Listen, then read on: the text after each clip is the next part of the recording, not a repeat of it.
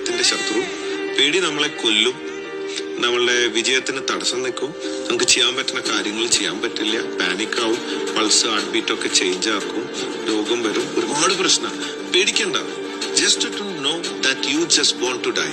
നിങ്ങൾ മരിക്കാൻ വേണ്ടി ജനിച്ചവനാണ്, അതുകൊണ്ട് എപ്പോഴായാലും മരിക്കും. അതൊരു മോശമായ കാര്യമല്ല. മരണത്തിന് ശേഷവും നല്ല ഒരുപാട് കാര്യങ്ങളുണ്ട്. അതുകൊണ്ട് മരണത്തെ പോലും നിങ്ങൾ പേടിക്കേണ്ട ആവശ്യമില്ല.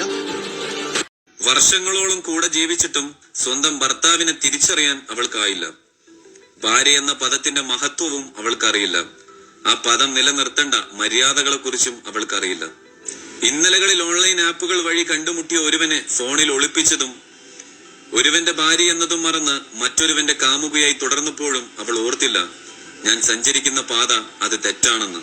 സ്ത്രീ ആർക്കും അടിമയല്ല, അവൾക്കും അവകാശങ്ങളുണ്ട്, അവൾക്കറിയാം അവളെ നോക്കാൻ എന്ന് പറയുന്നവർ മനസ്സിലാക്കേണ്ടത്, പുരുഷവർഗം നിന്റെ സ്വാതന്ത്ര്യത്തെ പിടിച്ചു വെക്കുന്നത് നിന്നിലെ വിശ്വാസക്കുറവായി നീ കണ്ടിടത്താണ് തെറ്റ്.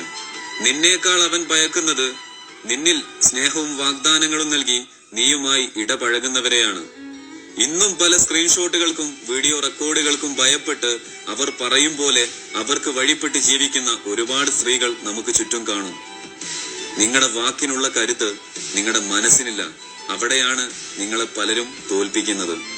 അർഹിച്ചവരെ ഉപേക്ഷിച്ച് മറ്റുള്ളവരിലേക്ക് സുഖവും സൗകര്യവും തേടി പോകുമ്പോൾ അവിടെയും തെറ്റുകാരൻ സമൂഹത്തിന് മുന്നിൽ ആ ഭർത്താവാണ്.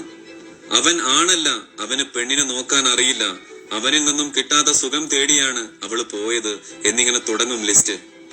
ദാമ്പത്യ ജീവിതം എന്ന് പറഞ്ഞാൽ വെറും ശാരീരിക സുഖങ്ങൾക്ക് മാത്രം പ്രസക്തി നൽകുന്ന ഒന്നാണെന്ന് ചിന്തിക്കുന്ന, ഞരമ്പ് രോഗം ബാധിച്ച ശരീരത്തിനുള്ളിൽ ജീവിക്കുന്ന ചില നാറിയ നാട്ടുകാരിൽ നിന്നും അവന് ലഭിക്കുന്ന അംഗീകാരങ്ങളാണ് ഈ പറഞ്ഞത്. പിന്നെ